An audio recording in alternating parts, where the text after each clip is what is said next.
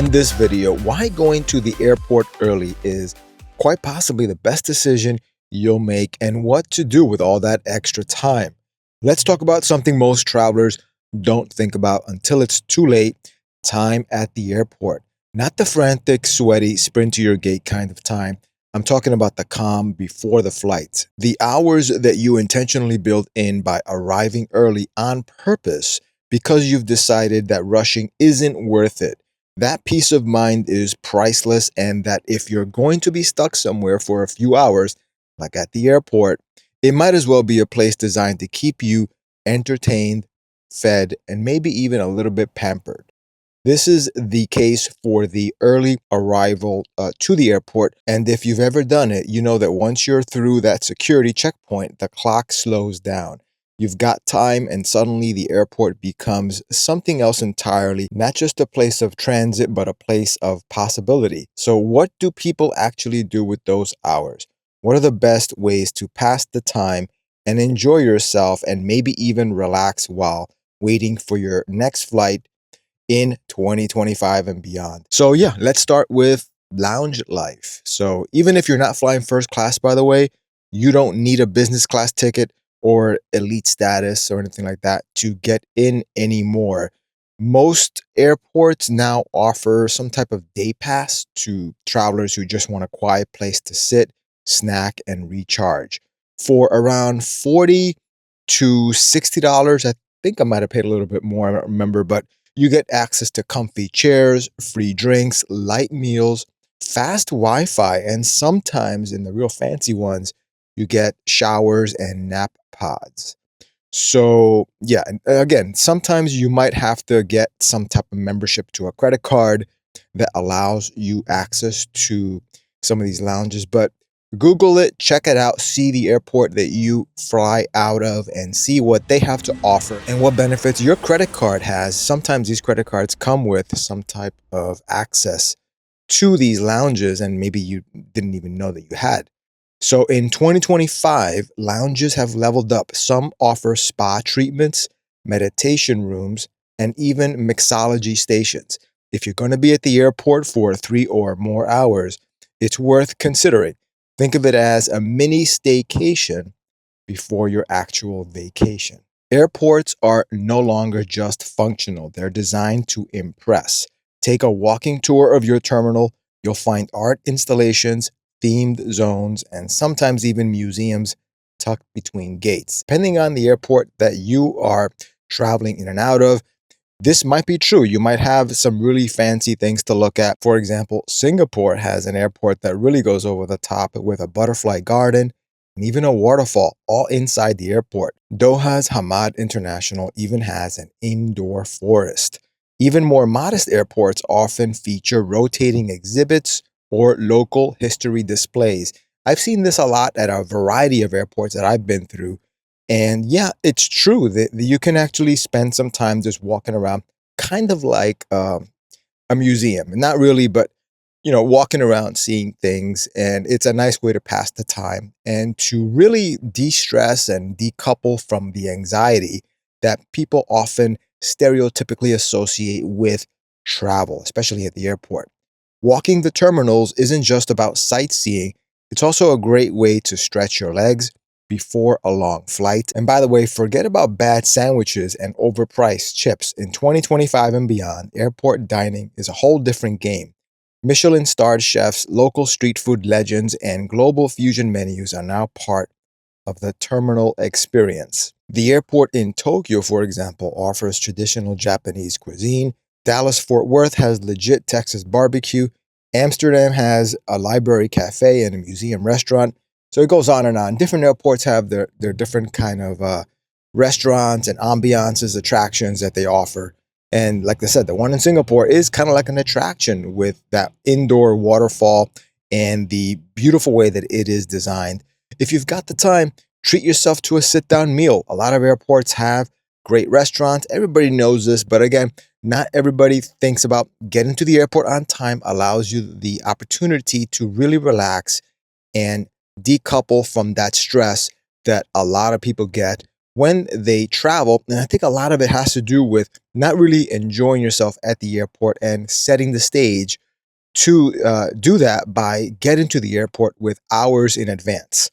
So if you've got the time, again, try to sit down at a restaurant if you can, even if it's a food court, that's fine too. And just savor the moment, taste the culture, and avoid the post flight hunger crash that a lot of people get when they don't eat in advance. So the sleep pods and the quiet zones are something that I've seen. I haven't really been in one of them myself, but yes, you can nap at the airport and not just curled up on a bench. Many airports now offer sleep pods, nap zones, or quiet rooms designed for rest. These are especially useful if you're traveling early in the morning or late at night. Some pods are free, others charge by the hour, but they're clean, quiet, and surprisingly comfortable. Even if you're not sleeping, these zones are great for reading, meditating, or just zoning out with noise canceling headphones. And as far as wellness on the go, airports have embraced wellness in a big way. You'll find yoga rooms, guided meditation apps, hydration stations, and even mini gyms in some terminals. If you're feeling stiff or anxious, a quick stretch or breathing session can reset your mood. Some airports even offer guided wellness walks, marked paths while calming music, nature inspired design, and other relaxing ambiances. It's a subtle way to turn your weight into something more restorative to your body and your mind. So that's interesting. I've never actually seen the yoga or been to an airport that has that, I don't think. But yeah, it's nice to know that that's available too in some airports. And of course, you have the shopping and the window shopping aspect because retail therapy is a thing in 2025 at the airports. As you know, it's been a thing for a while. But even like duty free shopping in 2025 is a good thing to consider if you need to buy some things, and that duty free can kind of compensate for the relatively higher prices of things you can get at the airport stores. So even mundane things like window shopping at the airport can be a lot of fun if you have the time, and you, again, that is important. You got to be there with enough time to really enjoy this at a moderate pace, because even things like retail therapy, duty free shopping is still a thing. Boutique shops at the airport can be a lot of fun and interesting to see. The pop up shops from local designers, tech demos, and even curated travel gear that is really nice because the curated travel gear includes items like phone chargers, headsets, those pillows for your neck when you're at the in the airplane, and a lot of other things. You can try out noise canceling headphones if you've never had any before. Maybe there's some cheap ones you can get at the airport. Some airports have vending machines that are also selling a variety of products, sample skinwear products as well. Browse travel books that you maybe won't find or are hard to find in other places. Some airports even have experience stores where you can test luggage, try VR travel previews, it's interesting, or get personalized packing tips. And then, depending on your mood, the airport can be a great place to unplug or plug in. If you're looking to disconnect, many terminals now offer digital detox zones with no screens, soft lighting, and analog activities like puzzles or journaling. Yeah, so if you want to go the other way and kind of disconnect, go off the grid a little bit to relax and take your mind off of that, you could definitely do that in some of these airports. On the flip side, if you want to catch up on work or binge a show, Wi Fi speeds are pretty fast at the airport now. Some airports even have mini theaters or entertainment decks with curated playlists and streaming stations. So there's a lot to see and do at the airport. You could probably Google some of these things and see pictures of these, or go to your airport website of your choice and see what they have to offer. Again, this is something that's good to do maybe in advance so you can be pretty selective in the places that you go and check out at the airport in case there's something that catches your eye and you don't want to miss next time you go on your next travel journey at the airport. People watching is also an activity that is underrated, in my opinion.